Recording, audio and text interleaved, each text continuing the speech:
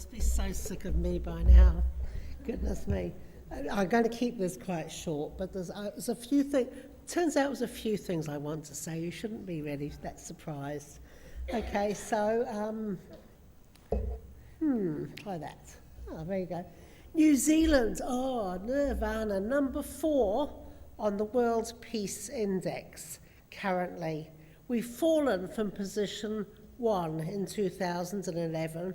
Nevertheless, in terms of peace internationally and nationally, in terms of crime rate, we are way up there.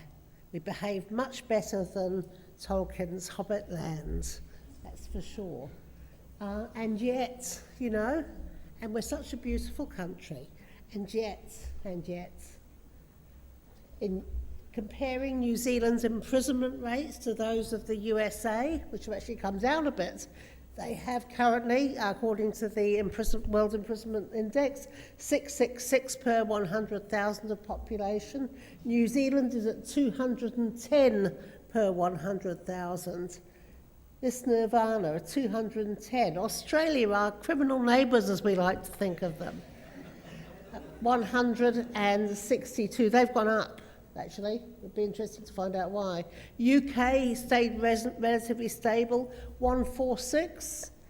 Canada, 114. And I found out Ireland, which used to be kind of the hub of all the evil in the world, really, and potato blights, is 81. 81 per 100,000. What is going on here that we have such a high rate? And of course you've heard from Tracy and you've heard from other people that it's not just incarceration, but it's Maori mass incarceration, a huge incarceration of the indigenous people of this land. So the home of world peace is also an enclave of mass incarceration. How do we explain this? In 1986, a man called Roper was called to do a report into the prisons because the prison numbers had increased to the shocking 2,500 inmates for the whole country, which was much higher than it had been. 30 years later, we are just about to reach 5 times that number. We're about to reach 12,500 prisoners in this little country of 4.6 million. More than half of prisoners are Maori. New Zealand locks up its indigenous people in huge numbers and probably has the highest lockup of indigenous people in the world. Don't know, maybe not. But they're only 18% of the population.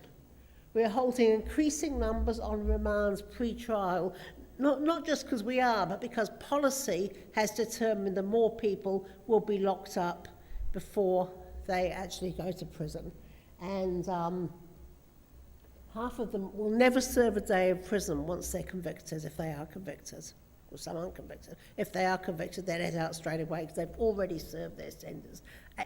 Young people, 18, 19, serving 8 or 9 months in the remand prison. And the remand prison is not a nice place because people are very fractious, they've got unresolved business on the outside. It's not a settled place. It's a the remand prisons in New Zealand, they're not like the ones we saw in Martin's presentation, which are incredibly crowded in Africa, but the psychological harm of locking people up is just huge. We're holding increasing numbers who are failing to get the increasingly high bar of getting parole. That is, in order to get parole, you have to do a number of tasks. So you might have to do Course A and Course B, but there's a huge demand for Course A and Course B, and indeed you might have to go up the other end of the country to do Course A or Course B, and you might have to wait a long time. The parole people, so at both ends of the system, our prison numbers are increasing. And that's the main drivers. Those 2 ends are the main drivers of the increase in prison numbers, which is leading us to build new prison beds and I think a whole new prison. I mean, what a terrible, terrible waste in 2017 to build a whole new prison when the solution to reducing crime is actually among us and has been heard time and time and time again during this conference. I want to talk about stigma. It's a very big issue for me. In New Zealand, there's a discourse of blame, which is part of the punishment meted out to prisoners, even though it's not meant to be. So prisoners are described on talkback radios as scumbags, as ratbags, of people who, what was it somebody said earlier, of people who should be fed to the animals or fed to the poor, working poor or whatever. Worthless people who, even when they get out of prison, are likely to be shunned by society. And you know, young Madison knows that. She knew that when she wrote to Obama and said, you know, get my dad a good job, please. That's what he's going to need. Many end up back in prison because they're unable to get work, housing, or good housing, or to reintegrate in society. So, you know, we're caught in the same grind of mass incarceration in this little paradise that those who live in less paradisical worlds are. There's also the issue of racism. There are many countries from which people can come and visit us visa-free. Most of you didn't have to get a visa to come here. Some of you did. Now, we had 4 people from Africa, from Uganda, who wanted to come to this conference. And 2 of them were from MAC, which is it's basically a ministry after prison. Okay? And a husband and wife team. A 3rd person was a Anglican pastor from Kampala, and the 4th was a member of parliament for Kampala in Uganda. And these people got their visa applications turned down. And the turn down, it seems so terrible to me, but I wanted to share it with you. And I just seen something that most of us would never accept, us who travel visa-free between all of our countries. They said, we can't see much good reason why you'd want to go to this conference, even though he provides a photo of him surrounded by all these children of prisoners and so on. We can't see much reason for that. And you know, frankly, you know, we think that you want to come into New Zealand to become an overstayer. It was so judgmental, and I wrote to it's the New Zealand Embassy in South Africa, and I wrote to them, I said, this is just racism, I believe this is just racism, it's not something you'd ever say to me. Or maybe it's classism, or maybe it's first worldism, third worldism, I don't know. But it just seemed really, really bad to me. You know, so such stigmatisation, such casual blame and racism is alive throughout our communities through the judgments that we make about others. I wanted to talk about the victimhood thing, which is not, I know, also unique to New Zealand. The notion that victims' voices need to be raised more loudly and they need to, in the media, loud and clear, blame their attackers or blame the people who took their loved one from them, or blame. There was a really interesting situation in Christchurch where I live about, I don't know how long ago, it must be well over a decade ago now, where a woman, a mother, was walking along her street and she had her 2 boys with her.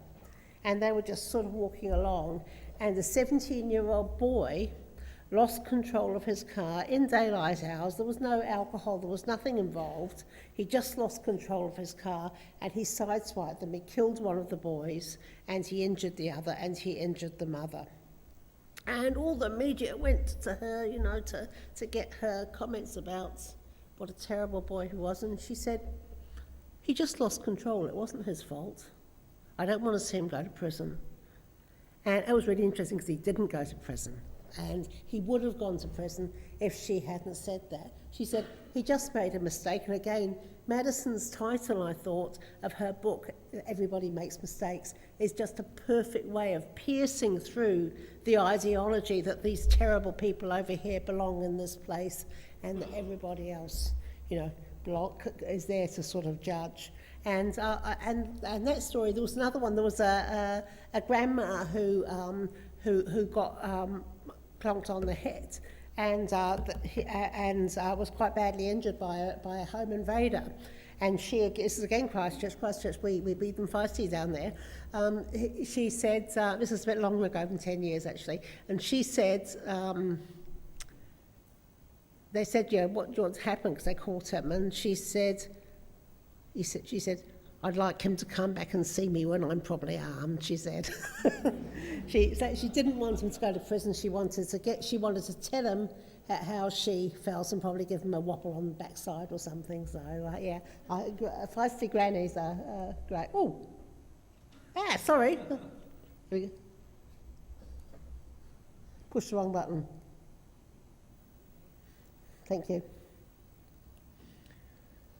So, there's been a lot of talk in this conference, and there's two views on it about the figures around the incarceration, the effects of parental incarceration on the children. And one view, which has been, I've noticed it's mainly American people who are saying this, and there may be good reason for it, is that if you say the figures, what you're doing is you're condemning the kids. That somehow you're putting them in a category of future incarcerated persons. The other view is that for policy and practice, we need to have a good understanding of actually what the effects are so that we can get funds allocated to overcome the harm, and so that we can understand what the future risks for young people are. And so in New Zealand, we only use evidence-based practice, and our figure of 9.5, nobody believes us, it's quite interesting, 9.5 times more likely comes from the only longitudinal study to date, because there's a new longitudinal study, which I have good hopes for, which has actually asked the question. And basically, at age 21, this study investigated how many of the people in the sample have been in prison and how many of their parents have been in prison. And there's a great table in my Invisible Children book, which is on the Pillars website, and it shows that the risk factors for the 30, it's only 33, so it's a small sample out of the 1,050 total. Of the 33, the risks for getting pregnant early, for smoking, for mental health problems, for risk after risk after risk, and then this high risk of having been imprisoned by age 21, 9.5 times more likely. And that's actual figures in a sample. It was a Christchurch-based sample, and Christchurch has, we have a more Pākehā population, a more white population than up here, and so it's a different population. It's hard to know what the effects of that are. But more importantly, New Zealand has now done something which is very Orwellian, really. It's quite worrying in some respects, is that we have, our Statistics New Zealand has combined 9 databases around each individual. We all have a number now, and we've combined our health statistics, our education statistics, our births and death statistics, our coming and going statistics, our accident compensation statistics, our justice statistics, and our imprisonment statistics, etc., etc. And always only ever remember about 6 or 7 at a time. And accredited researchers, I'm just about to become one, just heard actually, but it's yes. So are allowed to go in and get this data. There's no names ever. They're allowed to get this data and they can answer questions. And Treasury did it at the beginning of 2016 with 4 risk groups, and they were children with low maternal education outcomes, children who spent more than 2/3 of their lives on a benefit, obviously parental benefits, children who had 1 or more notifications for child abuse, and children whose parents were incarcerated. And so for all of the children currently in New Zealand, it was age 0 to 14, they counted all these people. And our 9.5, more likely, and our figure of 23,000 prisoners suddenly got perspective, because of those families, the only families they could count, because they only had the data for, were those families who were benefit-led. which in our research was about 2/3 of all of the prison families. About 2/3 of prisoners' families are on a benefits. So it showed that of those 148,000 children aged 0 to 14 in benefit-led households had experienced parental sentencing, and it was either in prison incarceration or community sentences in their lifetimes. So if you add up to 18 years of age, because it's only up to 14, and if you add the non-benefit, then you're talking a minimum in this tiny little country of 4.5 million of 200,000 children who had experienced some of the things that we've been talking about at this conference, which is really, really high. Much higher, I think, than any other estimate. And it's not an estimate, it's an actuals. And it does call, I agree with David Cameron, goodness me, that's just outrageous, and it's terrible, and it has to stop. So I'll just go on about the why we count thing. I've already talked about that. So our aim is to use these figures to get funding to invest in these communities and make a difference. Just a bit about us. So, as Verna said, in 2009, 2010, 2011, we did research which in general, and the first report is called Invisible Children. The second report's called The Causes and Consequences of Intergenerational Offending, which is a much longer and less sexy title. So that we did two major reports. We also did a report on the half of the data, which was Maori, which was because it was done a year later, it was a very thoughtful report, and somebody quoted it back to me yesterday in a session that was sounding really good, eh? It's quite nice when you write something. So that was good. And then at Verna's insistence, we wrote a practice manual looking at the implications of our findings. And what our findings said is that the main thing that's going on here, it's not about the families per se, but it's about the agencies with which the families have to deal, the agencies of justice and the agencies of social welfare that they have, and education and health that they have to deal with, and where they get so consistently shortchanged that the children's opportunities for the future are significantly reduced. So I'll come back to that in a second. So then we've also put out resource guides for lawyers, medical professionals and teachers. All of these are on the Pillars website and they're available for download. We've just rewritten the practice manual and it's much better actually. It's a good piece there. And we offer, Jennifer, okay. Invisible sentence training, thank you, which Jennifer runs on our behalf, and that is for community organisations that work with the children of prisoners. Okay, and then we've published academic papers, and Verna and I sort of went around Wellington many times giving seminars, talks, research presentations to government agencies, to community organisations, and really to anybody who would listen. So I want to get to the topic of the paper now. The issue of the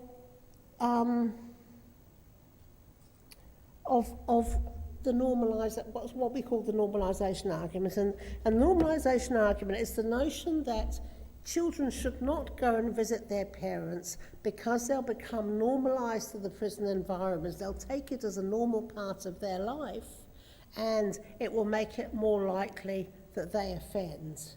Now, we tested this in the literature, and I tested it, and we interviewed, just a senior official. What the senior official said to us, he was quite angry, wasn't he, Verna? He took us into his little room, and he sat us down, and we were talking, and he interrupted and said, "Don't you know that the children get normalised to blah, blah, blah?" And I said, "Oh, please see page 58 of our report." So we'd already done the work on it. But it was such a shock to us to have a senior government official. He left shortly after, actually, which was I don't think it was our fault, but he left. But we had this sort of don't you know thing, and it was a shock to us. And we didn't realise that view, and of course, we never found anyone else in corrections. It's not endemic to the to the organisation. Sorry, it's not endemic to the organisation, but it was this one person who we'd been sent to see. So we had considered it in our research, and so we looked at thank you, Verna. We looked at 368 prisoners, and we asked them, when you were a child, who in your family went to prison? And so, some of them were amazing. Some of them had like 7 or 8 people, or granddad, and your uncle over there, and mum and dad went for a little while, and my bro, there were those who had a lot. And then we asked them, well, did you go and visit in the prisons, and how often did you visit in the prisons? And then, and then as an adult, what do you have to do with prisons? And we worked it out. This is in I think the second report. Maybe it's in the first one. We worked it out that there were 5 people who couldn't have been saved out of that 360. Maybe they could have, but there were 5 people whose lives were so embedded in the prison. They went so often, they did so many things, they had so many people involved that it seemed almost inevitable right from the start that they go to prison. Certainly they thought so. All the rest, it was the interventions, the lack of intervention. Number 1, the lack of education. The fact that these kids did not stay in school and stay learning. Number 2, the huge health problems, the physical health problems, the emotional health problems, the mental health problems, the behavioural problems that these young people carried with them, and which were not corrected by all the billions of dollars that we pay out to bring these kids up well and to give them help in our society. The poverty, which is a growing issue in New Zealand. We didn't have much poverty before the New Right. Before about the mid-1980s, we were a highly equal country. We're now a profoundly unequal country, and for many years, our unequalisation has been growing faster than any other society, and it really shows in many ways. So the mediation factors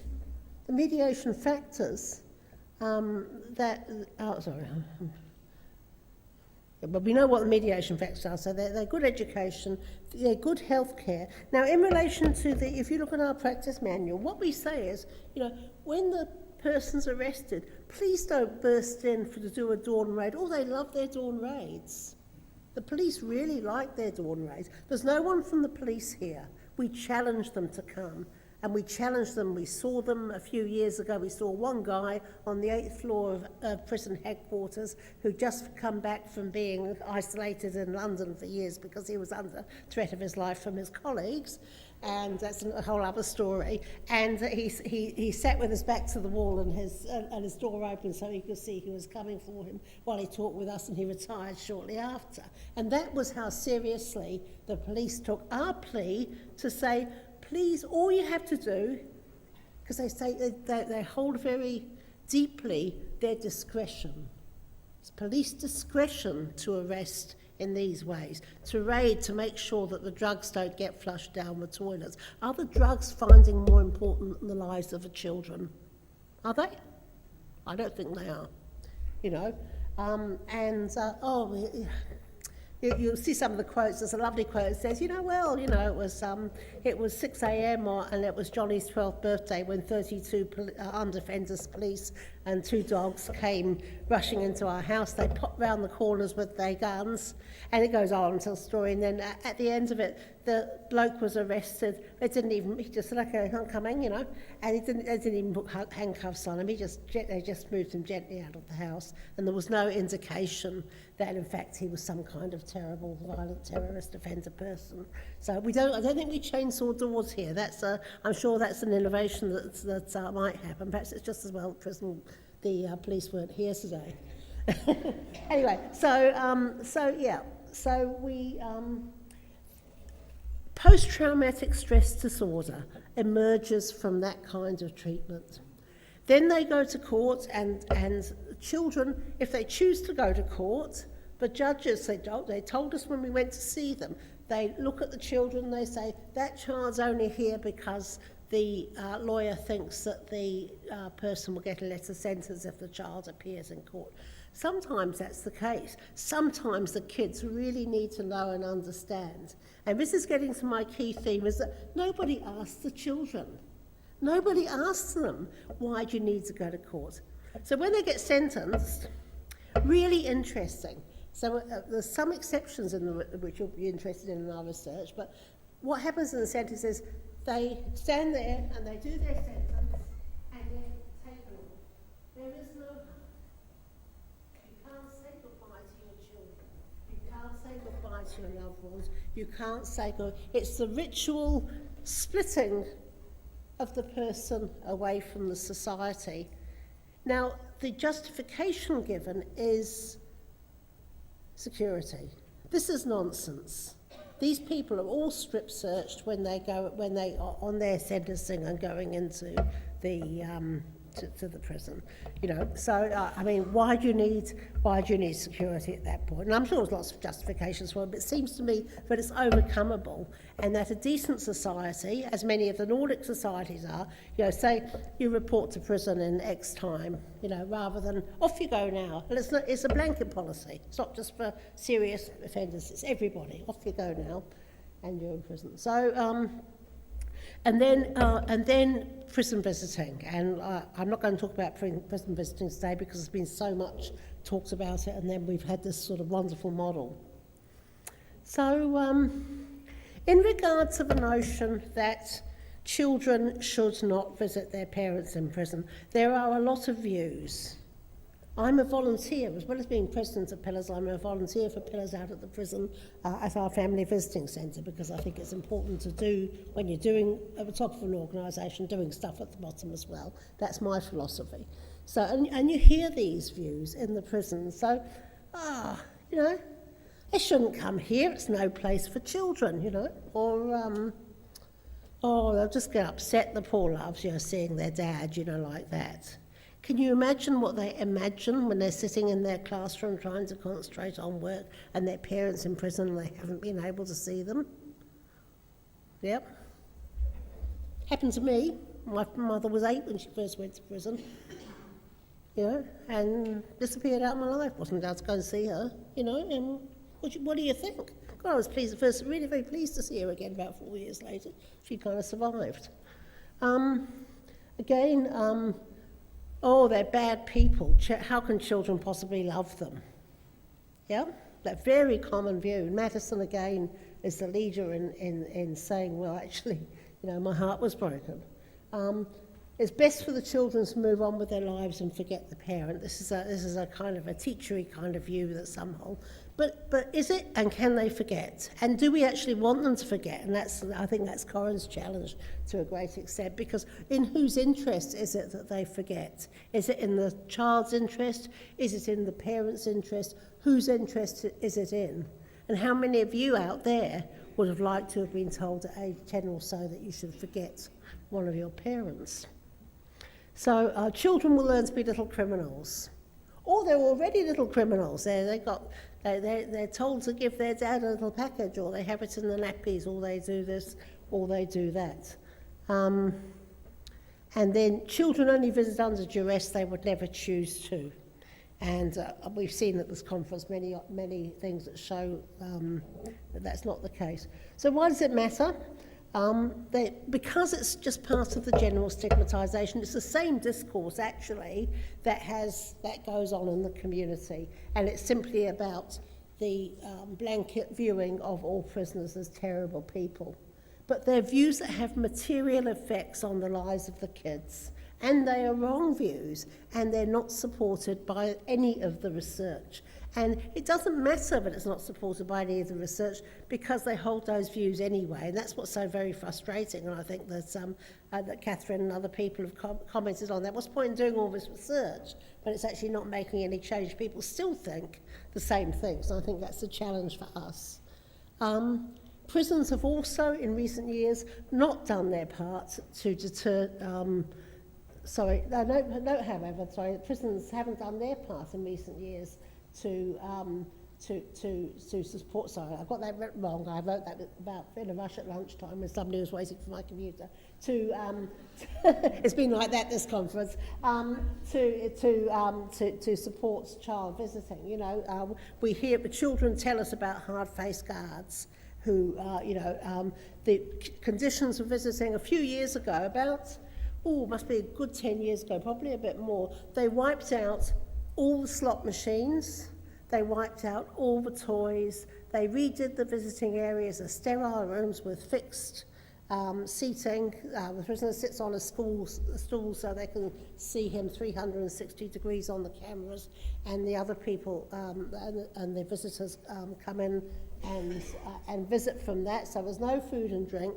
If you need to go to the toilets at Christchurch Men's Prison, even where we have an activity centre, then if a child needs to go to the toilet, then the rule is they are not allowed back in the visiting room, that they have to go to a booth visit. That is, they have to see through a barrier because they might have been doing something to themselves to reduce some drugs or something like that. And I was really struck, Corinne, by you talking about how they move from a security approach to a family approach, because that's the sort of thing that actually matters. And again, you know, you can search people after the visits and deal with any of those kind of risks that occur. There may be drugs, you know, I don't know, there may be illegal drugs or whatever. And so the normal needs of kids to go to the toilets are really limited. And when we have our Christmas parties and things where we offer them lots of sticky pop and things to eat, there was quite a lot of toilety things. And we have persuaded the prison to waive that rule and let one of our volunteers take the kids to the toilet. But the rule still stands. It's just that we're able to kind of work in terms of our good relationship with the prison to actually to move that. So this is the sort of thing, this is actually it's an Australian headline, but this is the sort of thing that we see, that children are condemned as risky people. Children used as prison drug mules, blah, blah, blah, blah. And I said that is an Australian one, but there have been New Zealand ones over the time. And, you know, it doesn't have to be awful. This is the Family Visiting Centre at Christchurch Men's Prison on Children of Prisoners Week visiting days. We had them Saturday and Sunday. We have the Saturday, Sunday of the week. Last year, you can see the murals on the walls. This is the courtyard, lovely outside courtyard. It's a beautiful sunny day with a lovely blue Christchurch sky. And you can see that there's the children are painting the face of the prisoner, which is it's just the right way round, really. It's just fantastic. There's lots of other loosening up going. Balls, we were not allowed a ball in there. There's just two precious little balls have just appeared in the recent weeks. And I was playing catch Sunday before last with some of the kids. And just very gently. It's really nice. And so it doesn't have to be like that. You can actually make relationships. Even though we have few resources, even though we only have 2 family visiting centres, that you can actually do this here in Aotearoa. And it's beginning to be done. And we're looking forward to that increasing into the future. So we need to let the children's voices be heard, let them decide if it's harmful or if it's right for them to visit their parents. Sometimes it's harmful because sometimes parents have done things to children or to others that makes them want not to visit. And there's nothing wrong with that. They nearly always say that they want to visit, they're desperate to visit. It relieves anxiety about the parents, promotes opportunities and helps them to concentrate on their lives. Both parties, actually. Both parties. You know, quite interesting. I was visiting a few months. I was volunteering a few months ago as his dad, and the daughter came, and she. They were moving from one side of the visiting centre to we've got 3 rooms where people can kind of go for an hour or so and just have a bit of family confab. And the girl went to grab his hands, and he wasn't going to have it, you know. I'm a staunch bloke, I'm not going to, And then it really noticeable on the way out an hour later, they were hand in hand, you know, and he didn't care anything. and there's magic happens in those interactions. It's terribly, terribly important. We need to design services in and out of prison so that they're child-friendly, rather than pretend that the trauma that children experience is inevitable, and rather than pretend that it's a privatised experience just of that child and that somebody's to blame for it, rather than saying, what is it that we can do? Because there's an awful lot which can be done. So, and finally, and I think that Corin's prison is beginning to do this by bringing in child experts into the prison and also having services on the outside, provide an integrated service. I like the concept of invisible walls because it's the notion that something can actually have some continuity. And I think that that is the only thing in the future that's actually going to be successful. And it's certainly what's not going to be successful is us continuing to have these terrible doubts, which the children mostly don't share at all. They think you're nuts, about whether visiting should actually take place and what it might look like. So I think that the children's voice is really important. We had a bit of it in this conference. I'm sure that many of us feel we want to go home after listening to some of the other speakers and have a lot more of the children's voice. And maybe that will lead to some needed changes. Thank you.